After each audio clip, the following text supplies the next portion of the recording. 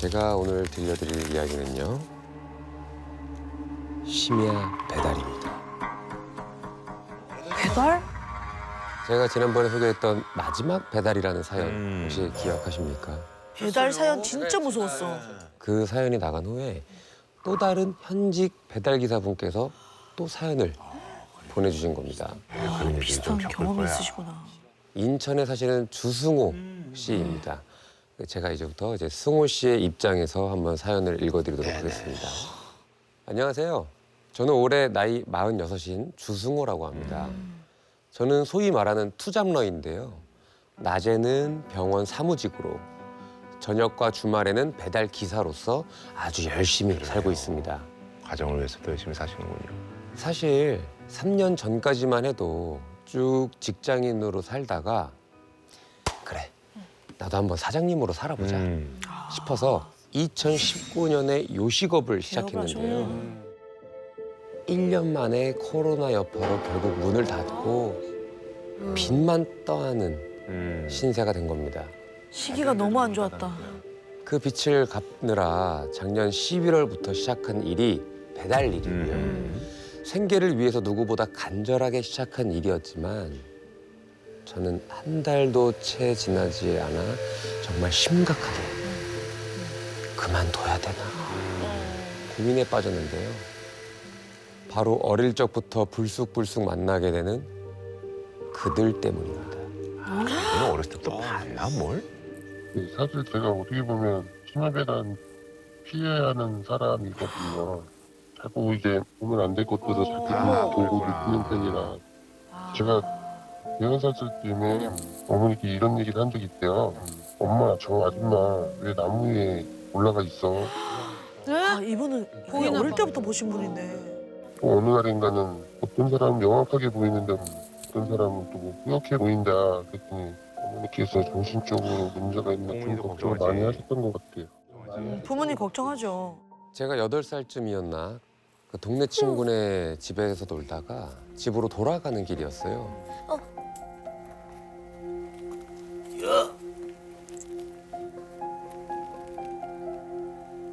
어디가?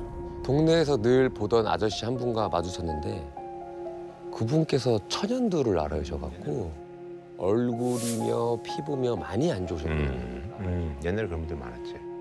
그래서 당시 동네 꼬마들 사이에서는 곰보 아저씨라고 불리던 분이었는데 맞아, 옛날에 그렇게 놀렸어요. 아 깜짝이야. 아저씨 나빠요. 어린 마음에 깜짝 놀라서 엄마. 왜 그래? 바로 엄마한테 일렀죠.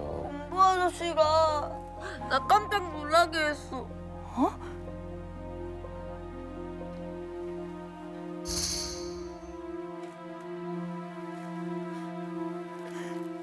승호야, 어디 가서 이상한 거 보인다고 절대 말하면 안 돼.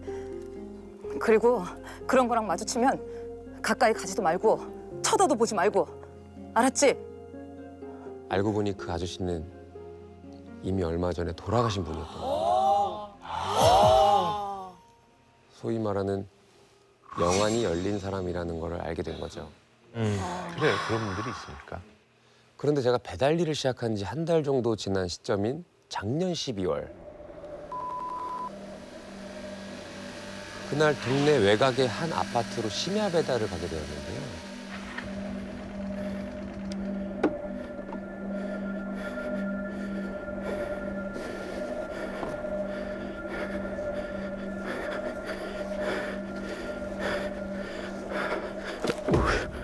아 뭐야? 아 깜짝 놀랐네. 미끄러워 죽겠네. 중앙복도 바닥에 물기가 흥건한 거예요. 이상하다. 지금 밖에 비가 오는 것도 아니고 눈이 오는 것도 아닌데 왜 이렇게 물이 많지? 조심조심 미끄러지지 않게 엘리베이터 앞으로 걸어가서 버튼을 눌렀습니다. 왜 안 눌리지? 고개를 들어서 이 계기판을 봤더니 선명하게 빛나고 있는 점검. 아 뭐야? 아 고장이야? 아, 하필 점검 중인 거예요. 몇 층이지? 아씨. 아 7층까지 언제 올라가냐? 씨. 아 가자. 올라가자. 1층, 아이고. 2층을 지나 3층으로 걸어 올라가던 그때였습니다. 거기에 비어있는 유모차 한 대가 놓여 있더라고요. 살짝 특이했던 건 그 유모차의 햇빛 가리개가 아래로 닫혀 있는 거예요. 보통은 다음에 애들을 바로 앉힐 걸 생각해서 가리개를 열어두건 혹은 먼지가 쌓일까 봐 걱정되면 아예 접어서 이렇게 보관을 하지 않습니까? 그쵸. 근데 보통 계단 근처에 물건들 많이 놓잖아요. 그러려니 하고 유모차를 지나서 4층, 아, 힘들어. 5층, 6층, 7층까지 단숨에 올라간 저는 아, 힘들어, 씨.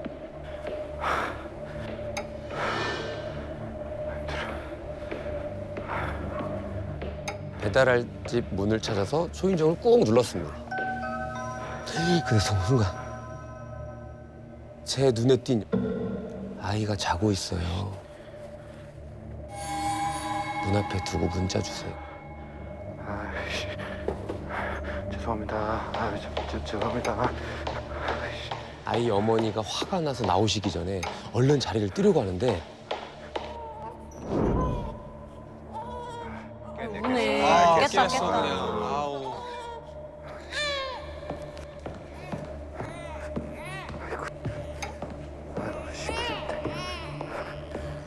저는 더욱 발걸음을 서둘러서 6층을 지나 5층으로 내려갔죠.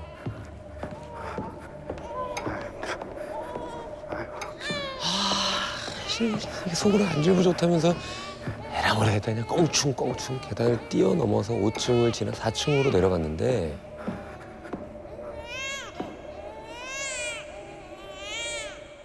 잠깐만. 왜 소리가 이거 더 크게 들리는 것 같지? 제가 7층에서 4층으로 내려왔으니까 분명히 저 더 작게 들려야 되는 게 정상인데 이게 아까보다 더 크게 들린다? 설마. 가만 있어봐. 애 우는 소리가 이게 7층이 아니었나?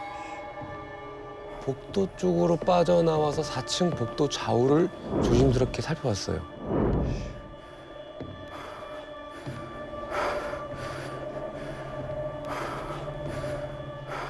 잠깐만. 내가 잘못 들었나 싶어서 다시 계단을 내려가는데 2층 방향으로 걸어가던 그때 왜 저래?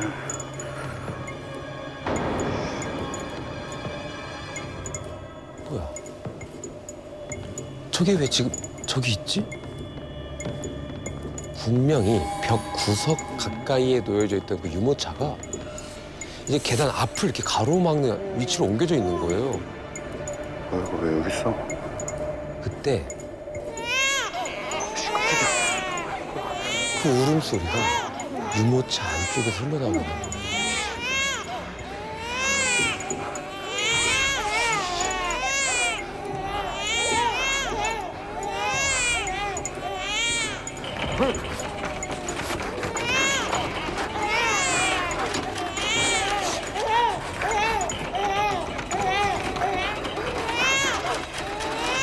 저희가 생각할 별로 없이 그 유모차를 매연지고 뛰어내려가기 시작했습니다.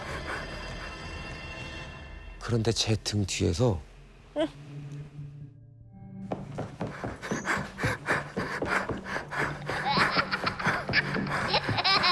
내던져진 유모차 쪽에서 아기가 까르르 웃는 소리가 어머!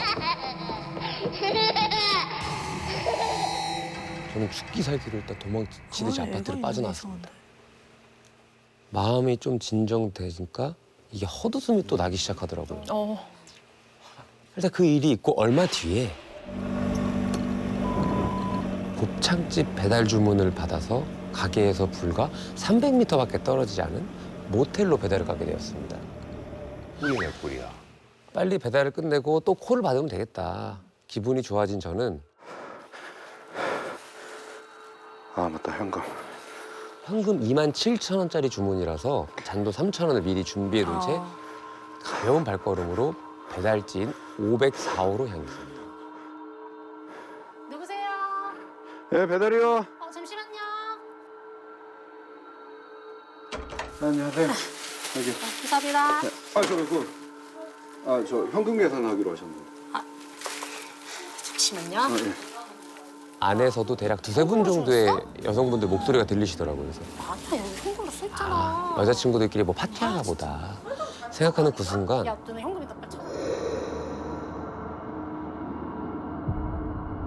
이게 뭐라고 표현할 수 없는 기운에 불쾌감이 몰려오는 거예요. 저는 이 내리깔았던 눈을 조심스럽게 이렇게 위로 뜨기 시작했습니다. 근데 얼마 지나지 않아 무언가를 제가 보게 되었습니다. 아, 어떡해. 뭔가가. 아, 나 있나?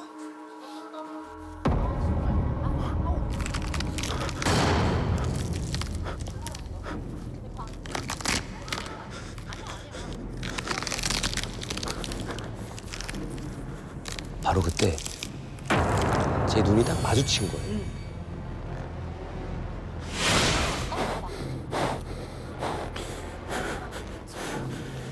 그런데 그 영가로 보이는 형체가 어느 순간 몸을 이렇게 기울여서 이렇게 얼굴을 들이밀더라고요. 아, 눈이 마주쳤으니까. 그러다가 다시 누나를 맞추려고 눈 맞추려고. 눈 맞추려고. 왜 자꾸 맞추죠? 이리저리 굴려가면서 날 보나 보다. 막 이렇게 살펴보는 거예요. 그런데 넌 그냥 모른 척 가만히 있어. 기사님, 여기 현금이야. 기사님, 여기 현금. 저 잔돈. 경고 아닌 경고를 한 듯이 보였어요. 안 가세요? 아, 빨리 와. 셔틀다. 할게. 안녕히 가세요. 점점 닫혀가는 문틈 사이로 활짝 웃는 얼굴로 손님의 뒤를 쫓아가는 모습을 저는 지켜봐야만 했어요.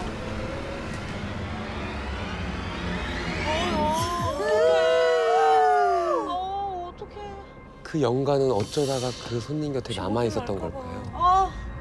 그 손님은 무사히 그 방을 나오셨을까요?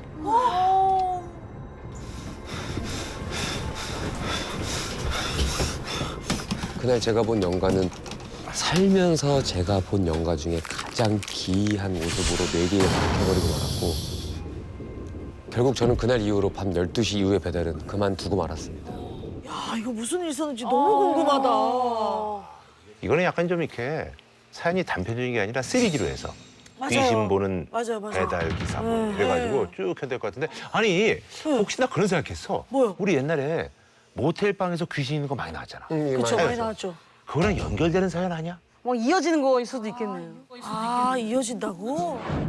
니네가 따봤다며? 니네가 본 그거 자살이야. 아, 나는 혹시나 그 여자들끼리 이렇게 있다고 했잖아요. 그 다음에 분명히 무슨 일이 있었을 텐데. 사실 뒷얘기가 있습니다. 있어. 사연자분께서 배달을 끝내고 건물 밖으로 나온 다음에 바로 자리를 떠나지 못했대요. 자책감 얼마나 심하겠어요, 이게. 사연자 주인공도 따님을 둔 아버지고 그 여자 손님들이 너무 걱정이 되는 거예요. 근데 보통 요즘에는 이 안심번호로 주문을 하잖아요. 근데 마침 그 손님은 자기 번호로 주문을 한 거예요, 가게로. 다행이다. 완전 다행이다. 그래서 그 번호로 문자를 보내려고 한 거죠. 형님 방금 배달한 기사입니다. 믿으실지 모르시겠지만 그 방에서 제가 이상한 걸 봤습니다. 미친놈이라고 욕하셔도 좋습니다. 진짜? 그 방에서 빨리 나오시는 게 좋을 것 같습니다. 그래서 문자를 딱 보내려고 하니까 보내려고 이게 또 이상하게 느껴지지. 모텔 그래. 쪽에서는 또 영업방에다 또 여성 고객 입장에서는 그래. 또 개인 번호 뭐 스토킹한다고 그럴 수도 알고 있고. 또 문자 보냈다. 추문된다고. 또 신고당하면 또 어떡하지? 신고당하면 그 내 말을 믿어줄 사람이 없으니까. 그러니까. 못 보내지. 그거를 받고 나올 사람은 아무도 없어요. 한 일주일 정도 틈틈이 응. 뉴스를 계속 확인하게 되죠. 혹시나 그 모텔에서 무슨 일이 날까 봐. 뭐 그 기사님 입장에서는 확인된 건 없다고 다행이다. 하더라고요. 근데 그 저기 심야 배달을 관둘 정도면 심야에 보는 건 조금 귀신들이 좀 세 보이나? 근데 이분 말씀이 사실 이제 귀신을 볼 수 있어도 야간 일 안 하던 평소에는 밤에 잘 안 돌아다니니까 이렇게 섬뜩한 귀신을 볼 일이 그렇게 많지는 않았대요. 그런데 심야 배달을 시작한 다음부터는 진짜 버티기 힘들었다고 하시더라고요.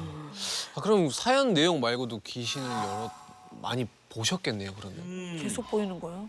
보내주신 말씀과 영상이 있는데 직접 한번 들어볼게요. 나는 처음 시작할 때요. 그 후배들 얘기하기에 얘기 있으면 같은 저녁에 잡지 말아라. 아 이게 뭐 그런 게 있나 본데. 거기 들어갔다가 좀 이상한 거 본 친구들도 있고 저는 막 상황이 너무 급하다 보니까 이런 일 저런 일 다룰 수 있는 상황이 아니고 그래서 이제 배달을 가게 됐고 몇 번 갔었어요. 처음에는 문제가 없었고 제가 그게 한 18층 되는 아파트였는데 거의 그 옥상에 보였으니까 한 16층, 15층 이상 되는 높이였던 것 같아요. 그 난간 쪽에 뭐 하얀 게 맨 처음엔 딱 보였어요. 그 갔는데 보는 순간 그냥 밑에 쏙 떨어져 버렸어요. 그 시간에 떨어지는 것만 보고 아 이거 또 저런 거구나 안 좋은 거구나 생각이 얼른 배달 놓고 빨리 도망가자는 생각으로 달려간 거죠 그냥. 배달을 놓고 나오는 코너에 또 보게 된 거죠. 이분 너무 불편하시겠다. 이렇게 밤 늦게 일한 건 처음인데 진짜 무서운 경우도 많고.